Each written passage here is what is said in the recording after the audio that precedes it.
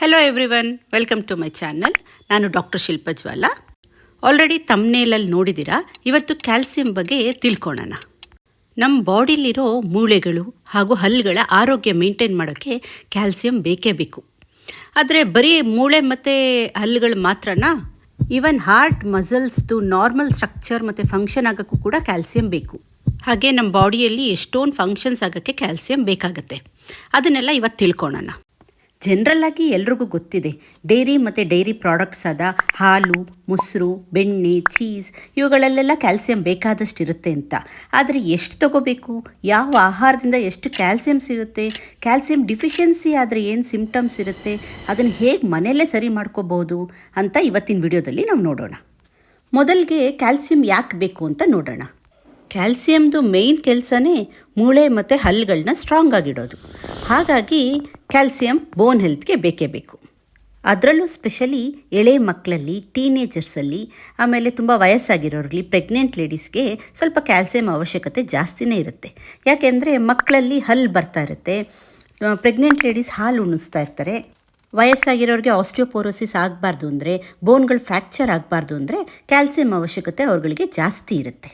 ಇನ್ನು ಎರಡನೇದಾಗಿ ಕ್ಯಾಲ್ಸಿಯಂ ಯಾಕೆ ಬೇಕಂದರೆ ಮಸಲ್ ಫಂಕ್ಷನ್ಸ್ ಆಗೋಕ್ಕೆ, ಮಸಲ್ಸ್ ಕಾಂಟ್ರಾಕ್ಟ್ ಆಗೋಕ್ಕೆ, ರಿಲ್ಯಾಕ್ಸ್ ಆಗೋಕ್ಕೆ, ಈವನ್ ಹಾರ್ಟ್ ಮಸಲ್ಸ್ ಕೂಡ ಕಾಂಟ್ರಾಕ್ಟ್ ಆಗೋಕ್ಕೆ, ರಿಲ್ಯಾಕ್ಸ್ ಆಗೋಕ್ಕೆ ಕ್ಯಾಲ್ಸಿಯಂ ಅವಶ್ಯಕತೆ ತುಂಬ ಇದೆ. ಮೂರನೇದು ಬಂದುಬಿಟ್ಟು ನರ್ವ್ ಟ್ರಾನ್ಸ್ಮಿಷನ್ಸ್, ಅಂದರೆ ಒಂದಕ್ಕೊಂದು ಕಮ್ಯುನಿಕೇಟ್ ಮಾಡೋಕ್ಕೆ ನರಗಳು ಕ್ಯಾಲ್ಸಿಯಂ ಅವಶ್ಯಕತೆ ಇದೆ.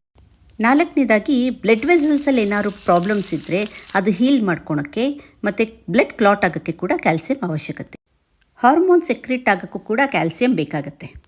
ಸೆಲ್ಗಳ ಮಧ್ಯ ಸಿಗ್ನಲ್ನ ಪಾಸ್ ಮಾಡೋದಕ್ಕೂ ಕೂಡ ಕ್ಯಾಲ್ಸಿಯಂ ಬೇಕು. ಬ್ಲಡ್ ಪ್ರೆಷರ್ನ ಮೇಂಟೈನ್ ಮಾಡೋಕ್ಕೆ ಕೂಡ ಕ್ಯಾಲ್ಸಿಯಂ ಬಾಡಿಯಲ್ಲಿ ಕರೆಕ್ಟಾಗಿರಬೇಕು. ನಮ್ಮ ಬಾಡಿಯಲ್ಲಿ ಇಷ್ಟೆಲ್ಲ ಕೆಲಸ ಮಾಡೋ ಕ್ಯಾಲ್ಸಿಯಮ್ಮು ಬೇಕೇ ಬೇಕು ಅಂದರೆ ನಾವು ಕೆಲವೊಂದು ಆಹಾರದಲ್ಲಿ ಅದನ್ನು ತಗೋಬೇಕಾಗತ್ತೆ. ಅದು ಯಾವ್ಯಾವ ಆಹಾರದಲ್ಲಿ ಸಿಕ್ಕತ್ತೆ ಅಂತ ಇವಾಗ ನೋಡೋಣ. ಎಲ್ಲರಿಗೂ ಗೊತ್ತಿರೋ ಹಾಗೆ ಹಾಲು ಹಾಗೂ ಹಾಲಿನ ಉತ್ಪನ್ನಗಳು, ಇದರಲ್ಲಿ ಕ್ಯಾಲ್ಸಿಯಂ ಬೇಕಾದಷ್ಟು ಸಿಕ್ಕತ್ತೆ ಅಂತ. ಹೌದು, ದಿನಕ್ಕೆ 2 ಗ್ಲಾಸ್ ಹಾಲು ಕುಡಿಯೋದ್ರಿಂದ ಕ್ಯಾಲ್ಸಿಯಂ ಬೇಕಾದಷ್ಟು ಸಿಕ್ಕತ್ತೆ. ಅದರಲ್ಲೂ ಸ್ಪೆಷಲಿ ಕುರಿ ಹಾಲಲ್ಲಿ ಕ್ಯಾಲ್ಸಿಯಂ ಜಾಸ್ತಿ ಇರುತ್ತೆ. ಇವನ್ ಮೊಸರು ಕೂಡ ಬೆಸ್ಟ್ ಕ್ಯಾಲ್ಸಿಯಂ ಸೋರ್ಸು. ಮೊಸರಲ್ಲಿ ಪ್ರೋಬಯೋಟಿಕ್ಸ್ ಇದೆ, ಅದು ಕೂಡ ಇಮ್ಯೂನ್ ಸಿಸ್ಟಮ್ಗೆ ಹೆಲ್ಪ್ ಮಾಡುತ್ತೆ. ಯೋಗರ್ಟಲ್ಲಿ ಸ್ಪೆಷಲಿ ಗ್ರೀಕ್ ಯೋಗರ್ಟ್, ಅದರಲ್ಲಿ ಕ್ಯಾಲ್ಸಿಯಂ ಜಾಸ್ತಿ ಇರುತ್ತೆ. ಇನ್ನು ಮೂರನೇ ಪ್ರಾಡಕ್ಟು ಚೀಸ್. ಅದರಲ್ಲೂ ಪರ್ಮಸನ್ ಚೀಸಲ್ಲಿ ಬೇರೆ ಚೀಸ್ಗಳಿಗೆ ಹೋಲಿಸಿದ್ರೆ ಹೆಚ್ಚು ಕ್ಯಾಲ್ಸಿಯಂ ಇರುತ್ತೆ. ಇವನ್ ಬೇರೆ ಮಿಲ್ಕ್ ಪ್ರಾಡಕ್ಟ್ಸ್ ಆದಂಥ ಪನ್ನೀರು ಹಾಗೂ ಬೆಣ್ಣೆ, ಇದರಲ್ಲೂ ಎಲ್ಲ ಜಾಸ್ತಿನೇ ಕ್ಯಾಲ್ಸಿಯಂ ಇದೆ. ಮಿಲ್ಕ್ ಪ್ರಾಡಕ್ಟ್ಸಲ್ಲಿ ಇರೋ ಕ್ಯಾಲ್ಸಿಯಂ ನಮ್ಮ ಶರೀರ ಬೇಗ ಅಬ್ಸಾರ್ಬ್ ಮಾಡುತ್ತೆ comparatively to plant based calcium. ಅಂದರೆ ಸೋಯಾ ಹಾಲು, ಬಾದಾಮಿ ಹಾಲು ಇವುಗಳಿಗಿಂತ ಮಿಲ್ಕ್ ಪ್ರಾಡಕ್ಟ್ಸಲ್ಲಿ ಇರೋ ಕ್ಯಾಲ್ಸಿಯಂ ನಮ್ಮ ಶರೀರ ಬೇಗ ಅಬ್ಸಾರ್ಬ್ ಮಾಡುತ್ತೆ. ಮಿಲ್ಕ್ ಪ್ರಾಡಕ್ಟ್ಸ್ ಬಿಟ್ಟು ಬೇರೆ ಯಾವುದರಲ್ಲಿ ಕ್ಯಾಲ್ಸಿಯಂ ಇದೆ ಅಂತ ನೋಡೋದಾದರೆ, ಸೀಡ್ಸಲ್ಲಿ ಕ್ಯಾಲ್ಸಿಯಂ ಜಾಸ್ತಿ ಇದೆ. ಅದರಲ್ಲೂ ಸ್ಪೆಷಲಿ ಕಪ್ ಎಳ್ಳು, ಗಸಗಸೆ, ಚಿಯಾ ಸೀಡ್ಸ್, ಇದರಲ್ಲಿ ಕ್ಯಾಲ್ಸಿಯಂ ಜಾಸ್ತಿ ಇರುತ್ತೆ. ಇನ್ನು ನಾನ್ ವೆಜ್ ಅವ್ರಿಗಂತೂ ಫಿಶಲ್ಲಿ ಬೇಕಾದಷ್ಟು ಕ್ಯಾಲ್ಸಿಯಂ ಸಿಗುತ್ತೆ. ನಾವು ರೆಗ್ಯುಲರಾಗಿ ಉಪಯೋಗಿಸೋ ಅಂಥ ಬೇಳೆ ಕಾಳುಗಳಲ್ಲೂ ಕೂಡ ಕ್ಯಾಲ್ಸಿಯಂ ಇರುತ್ತೆ. ಆದರೆ ಡೈಲಿ ತೊಗೊಳೋದ್ರಿಂದ ಮಾತ್ರ ಸ್ವಲ್ಪ ಮಟ್ಟಿಗೆ ಕ್ಯಾಲ್ಸಿಯಂ ಮೇಂಟೈನ್ ಮಾಡ್ಬೋದು. ಇನ್ನು ನೆನೆಸಿರೋ ಬಾದಾಮಿ, ಅದರಲ್ಲೂ ಕೂಡ ಕ್ಯಾಲ್ಸಿಯಂ ಸಿಗುತ್ತೆ. ಈವನ್ ಹಾಲಾಗಿ ಕೂಡ ಅದನ್ನು ತೊಗೊಳ್ತಾರೆ, ಆಲ್ಮಂಡ್ ಮಿಲ್ಕ್ ಅಂತ. ಅದ್ರ ಜೊತೆಗೆ ಕ್ಯಾಲ್ಸಿಯಂ ಜೊತೆಗೆ ಇದರಲ್ಲಿ ಫೈಬರ್ ಇದೆ, ಪ್ರೋಟೀನ್ ಇದೆ, ಫ್ಯಾಟ್ಸ್ ಇದೆ, ವಿಟಮಿನ್ ಇ ಇದೆ, ಮ್ಯಾಂಗನೀಸ್ ಇದೆ, ಮೆಗ್ನೀಷಿಯಮ್ ಇದೆ. ಇದೆಲ್ಲ ಇರೋದ್ರಿಂದ ಇವನ್ ಬಾದಾಮಿ ತುಂಬ ಒಳ್ಳೆಯದು. ಈ ಎಲ್ಲದ್ರ ಜೊತೆಗೆ ಗ್ರೀನ್ ಲೀಫಿ ವೆಜಿಟೇಬಲ್ಸ್ ಅಂದರೆ ಸೊಪ್ಪುಗಳಲ್ಲಿ ಯಥೇಚ್ಛವಾಗಿ ಕ್ಯಾಲ್ಸಿಯಂ ಸಿಗುತ್ತೆ ನಿಮಗೆ. ಸ್ಪೆಷಲಿ ಪಾಲಕ್ ಸೊಪ್ಪು, ಮೆಂತ್ಯದಲ್ಲಿ ಕ್ಯಾಲ್ಸಿಯಂ ಜಾಸ್ತಿ ಇರುತ್ತೆ. ಸೊಪ್ಪು ತಿನ್ನೋದ್ರಿಂದ ಬರೀ ಕ್ಯಾಲ್ಸಿಯಂ ಅಲ್ಲ, ಇವನ್ ಇಮ್ಯುನಿಟಿ ಕೂಡ ಇನ್ಕ್ರೀಸ್ ಆಗುತ್ತೆ. ಇನ್ನು ಸೋಯಾ ಕಾಳಲ್ಲಿ ಮಾಡಿರೋವಂಥ ಸೋಯಾ ಹಾಲು, ಟೋಫು, ಆಮೇಲೆ ಬ್ರೋಕಲಿ, ರಾಗಿ, ಮೊಟ್ಟೆ, ಮೊಳಕೆ ಕಟ್ಟಿದ ಕಾಳುಗಳು, ದಂಟಿನ ಸೊಪ್ಪು, ಸ್ಪೆಷಲಿ ಕೆಂಪು ದಂಟು, ಇದರಲ್ಲೆಲ್ಲ ಕ್ಯಾಲ್ಸಿಯಂ ಯಥೇಚ್ಛವಾಗಿ ಇರುತ್ತೆ. ಇವನ್ ಹಣ್ಣುಗಳಾದಂಥ kiwi, papaya, blackberry, orange, pineapple, strawberry, lychee, ಸೀಬೆಹಣ್ಣು, ಚಕ್ಕೋತ ಹಣ್ಣು, ಇದರಲ್ಲೆಲ್ಲ ಕ್ಯಾಲ್ಸಿಯಂ ಇರುತ್ತೆ. ಈ ಎಲ್ಲ ಪದಾರ್ಥಗಳನ್ನ ನಮ್ಮ ಡೈಲಿ ಫುಡ್ ಹ್ಯಾಬಿಟ್ಸಲ್ಲಿ ಆ್ಯಡ್ ಮಾಡಿಕೊಂಡ್ರೆ ನಮಗೆ ಕ್ಯಾಲ್ಸಿಯಂ ಸಫಿಷಿಯೆಂಟಾಗಿ ನಮ್ಮ ಬಾಡಿಗೆ ಸಾಕಾಗುತ್ತೆ. ಹಾಗಾದರೆ ಎಷ್ಟು ಕ್ಯಾಲ್ಸಿಯಂ ಬೇಕಾಗುತ್ತೆ ಒಬ್ಬ ಮನುಷ್ಯನಿಗೆ? ಜನರಲ್ಲಾಗಿ ನೋಡೋದಾದರೆ 18ರಿಂದ 50 ವರ್ಷ ಇರೋ ಒಬ್ಬ ಮನುಷ್ಯನಿಗೆ 1000 ಮಿಲಿಗ್ರಾಮ್ ಕ್ಯಾಲ್ಸಿಯಂ ಬೇಕು. 51ರಿಂದ 70 ವರ್ಷದಲ್ಲಿ ಇರೋರಿಗೆ 1200 ಗ್ರಾಮ್ ತನಕ ಸಾಕಾಗುತ್ತೆ. 1000ದಿಂದ 1200 ಗ್ರಾಮ್. 71 ವರ್ಷ ಮೇಲ್ಪಟ್ಟಿರೋರಿಗೆ 1200 ಮಿಲಿಗ್ರಾಮ್ ಬೇಕಾಗುತ್ತೆ. ಇಷ್ಟೆಲ್ಲ ನಾವು ಕ್ಯಾಲ್ಸಿಯಂ ತೊಗೊಂಡು ನಮ್ಮ ಶರೀರದಲ್ಲಿ ವಿಟಮಿನ್ ಡಿ ಸರಿಯಾಗಿಲ್ಲ ಅಂದರೆ ಏನು ಕ್ಯಾಲ್ಸಿಯಂ ತೊಗೊಂಡ್ರೂ ಯೂಸ್ ಇಲ್ಲ. ಯಾಕೆಂದರೆ ಕ್ಯಾಲ್ಸಿಯಂ ಅಬ್ಸಾರ್ಬ್ ಆಗೋಕ್ಕೆ ವಿಟಮಿನ್ ಡಿ ಬೇಕೇ ಬೇಕು. ವಿಟಮಿನ್ ಡಿ ಬಗ್ಗೆನೂ ನಾನು ವಿಡಿಯೋ ಮಾಡಿ ಹಾಕಿದ್ದೀನಿ. ಅದರ ಲಿಂಕ್ನ ಡಿಸ್ಕ್ರಿಪ್ಷನಲ್ಲಿ ಶೇರ್ ಮಾಡಿರ್ತೀನಿ. ಯಾರಿಗೆ ಬೇಕೋ ಅವರು ಅದನ್ನು ನೋಡ್ಕೋಬೋದು. ಕ್ಯಾಲ್ಸಿಯಂ ನಮ್ಮ ಶರೀರದಲ್ಲಿ ಅಬ್ಸಾರ್ಬ್ ಆಗಬೇಕಂದ್ರೆ ವಿಟಮಿನ್ ಡಿ ಬೇಕೇ ಬೇಕು. ಹಾಗಾಗಿ ಎರಡೂ ಕೂಡ ಕರೆಕ್ಟಾಗಿರಬೇಕು. ವಿಟಮಿನ್ ಡಿ ಸರಿ ಇಲ್ಲ ಅಂದರೆ ಕ್ಯಾಲ್ಸಿಯಂ ಅಬ್ಸಾರ್ಪ್ಷನ್ ಕೂಡ ಸರಿಯಾಗಲ್ಲ. ಹಾಗಾಗಿ ಅವ್ರಿಗೆ ಆಮೇಲೆ ಆಸ್ಟಿಯೋಪೋರೋಸಿಸ್, ರಿಕೆಟ್ಸು, ಬೋನ್ ಬ್ರೇಕ್ ಆಗೋದು, ಫ್ರ್ಯಾಕ್ಚರ್ಸ್ ಆಗೋದು ಕಾಮನ್ ಆಗಿ ಕಾಣುತ್ತೆ. ಹಾಗಾಗಿ ಎರಡೂ ಕೂಡ ವಿಟಮಿನ್ ಡಿ ಮತ್ತು ಕ್ಯಾಲ್ಸಿಯಂ ಸಫಿಷಿಯೆಂಟ್ ಆಗಿರಬೇಕು. WHO ಪ್ರಕಾರ ಕ್ಯಾಲ್ಸಿಯಂ ಡೋಸೇಜ್ ಏನಂತ ನೋಡೋಣ. 0 to 6 ಮಂತ್ಸ್ಗೆ 200 ಮಿಲಿಗ್ರಾಮು. ಇದು ತಾಯಿ ಹಾಲಲ್ಲೇ ಮಗುಗೆ ಸಿಕ್ಕುತ್ತೆ. 7 to 12 ಮಂತ್ಸ್ ಬೇಬಿಗೆ 260 ಮಿಲಿಗ್ರಾಮ್ ಬೇಕಾಗುತ್ತೆ. ಅದು ಆಲ್ರೆಡಿ ಸ್ವಲ್ಪ ರಾಗಿ ಸರಿ ಅದು ಇದು ತಿನ್ನೋಕ್ಕೆ ಸ್ಟಾರ್ಟ್ ಮಾಡಿದಾಗ ಅದು ಸಾಕಾಗುತ್ತೆ. 1 to 3 ಇಯರ್ಸ್ಗೆ 700 ಮಿಲಿಗ್ರಾಮ್ಸು ಆಲ್ರೆಡಿ ತುಪ್ಪ ಹಾಲು ಎಲ್ಲ ಕೊಡೋದ್ರಿಂದ ಆ ಮಗುಗೂ ಸಾಕಾಗುತ್ತೆ. 4 to 8 ಇಯರ್ಸ್ 1000 ಮಿಲಿಗ್ರಾಮ್ ಬೇಕಾಗುತ್ತೆ. ಯಾಕೆಂದರೆ ಬೆಳೆಯೋ ಮಕ್ಕಳು ಮೂಳೆ ಬೆಳೀತಾ ಇರುತ್ತೆ. 9 to 18 ಇಯರ್ಸ್ 1300 ಮಿಲಿಗ್ರಾಮ್ ಬೇಕಾಗುತ್ತೆ. ಯಾಕೆಂದರೆ ಸೆಕೆಂಡ್ರಿ ಸೆಕ್ಸ್ ಆರ್ಗನ್ಸ್ ಎಲ್ಲ ಬೆಳೆಯೋಕ್ಕೆ ಸ್ಟಾರ್ಟ್ ಆಗಿರುತ್ತೆ. ಹಾಗಾಗಿ ಅವ್ರಿಗೆ ಕ್ಯಾಲ್ಸಿಯಂ ಜಾಸ್ತಿ ಬೇಕಾಗುತ್ತೆ.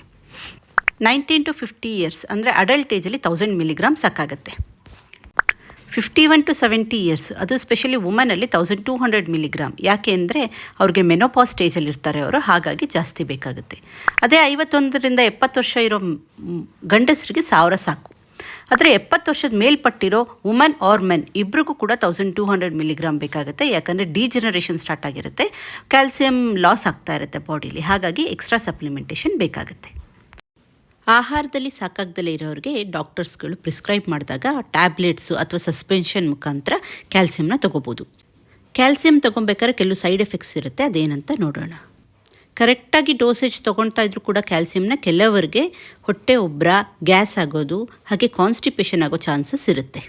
ಓವರ್ ಕ್ಯಾಲ್ಸಿಯಂ ಡೋಸೇಜ್ ಆದರೆ ಕಿಡ್ನಿ ಸ್ಟೋನ್ ಆಗೋ ಚಾನ್ಸಸ್ ಇರುತ್ತೆ.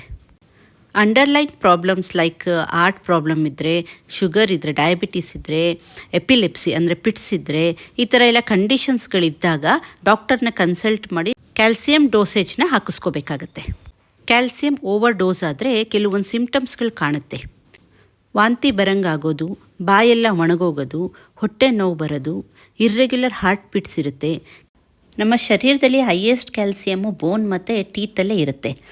ಸ್ವಲ್ಪ ಅಮೌಂಟು ಬ್ಲಡ್ಡಲ್ಲಿ ಸರ್ಕ್ಯುಲೇಟ್ ಆಗ್ತಾ ಇರುತ್ತೆ. ಏನಾದರೂ ನಮ್ಮ ಕ್ಯಾಲ್ಸಿಯಂ ಸರಿಯಾಗಿ ತೊಗೊಳ್ತಾ ಇಲ್ಲ ಅಂದರೆ ಬ್ಲಡ್ಡಲ್ಲಿ ಕಮ್ಮಿ ಆದಾಗ ಬೋನಲ್ಲಿರೋ ಕ್ಯಾಲ್ಸಿಯಂನ ಬೋನ್ಸ್ ಬ್ಲಡ್ಡಿಗೆ ರಿಲೀಸ್ ಮಾಡುತ್ತೆ.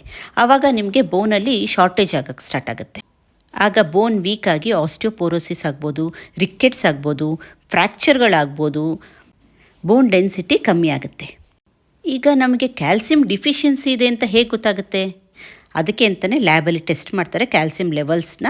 ಅದು ನೋಡಿಕೊಂಡ್ರೆ ನಿಮಗೆ ಒಂದು ಐಡಿಯಾ ಸಿಗುತ್ತೆ, ನಾರ್ಮಲಲ್ಲಿದೆಯಾ ಇಲ್ಲ ಕಮ್ಮಿ ಆಗಿದೆಯಾ ಅಂತ. ಇಲ್ಲ ಕೆಲವೊಂದು ಸಿಂಪ್ಟಮ್ಸಿಂದನೂ ಕೂಡ ನೀವು ಕಂಡುಹಿಡ್ಕೋಬೋದು. ಮೊದಲನೇದಾಗಿ ಮಾಂಸಖಂಡಗಳೆಲ್ಲ ಹಿಡ್ಕೊಂಡಂಗೆ ಆಗುತ್ತೆ, ಕ್ರಾಂಪ್ಸ್ ಇರುತ್ತೆ, ಅದು ಸ್ಪೆಷಲಿ ಲೆಗ್ಸಲ್ಲಿ. ಅದು ನಿಮಗೆ ಕ್ಯಾಲ್ಸಿಯಂ ಡಿಫಿಷಿಯನ್ಸಿನ ತೋರಿಸುತ್ತೆ. ಕೆಲವರಿಗೆ ಕೈ ಕಾಲುಗಳಲ್ಲೆಲ್ಲ ಚುಚ್ಚಿದ ಅನುಭವ ಆಗ್ಬೋದು ಅಥವಾ ಮರ್ಗಟ್ಟದಂಗೆ ಆಗುತ್ತೆ. ಇದ್ರದ್ದು ಕೂಡ ಅವರಿಗೆ ಕ್ಯಾಲ್ಸಿಯಂ ಡಿಫಿಷಿಯನ್ಸಿ ಇದೆ ಅಂತೇಳಿ ಕಂಡುಹಿಡಿಬೋದು.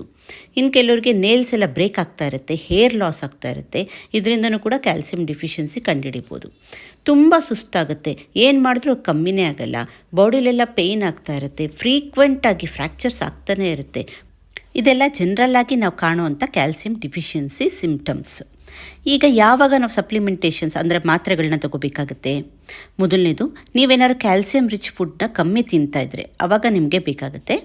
ಪ್ರೆಗ್ನೆಂಟ್ ಇದ್ದರೆ ಅಥವಾ ಬ್ರೆಸ್ಟ್ ಫೀಡಿಂಗ್ ಹಾಲು ಕುಡಿಸೋ ತಾಯಂದಿರಿದ್ದರೆ, 50 ವರ್ಷದ ಮೇಲ್ಪಟ್ಟಿರೋ ಮೆನೋಪಾಸ್ ವುಮನ್ ಇದ್ದರೆ ಅವರಿಗೆ ಬೋನೆಲ್ಲ ತುಂಬ ವೀಕ್ ಆಗ್ತಾ ಇರುತ್ತೆ. ಹಾಗಾಗಿ 50 ವರ್ಷದ ಮೇಲ್ಪಟ್ಟಿರೋರಿಗೆ ಸ್ಪೆಷಲಿ ಹೆಂಗಸರಿಗೆ ಕೊಡಬೇಕಾಗತ್ತೆ.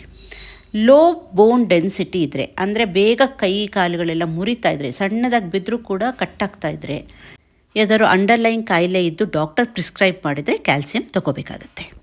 ಸೊ ಈಗ ಸ್ವಲ್ಪ ಐಡಿಯಾ ಬಂದಿರ್ಬೋದು ಅಂತ ಅಂದ್ಕೊಳ್ತೀನಿ.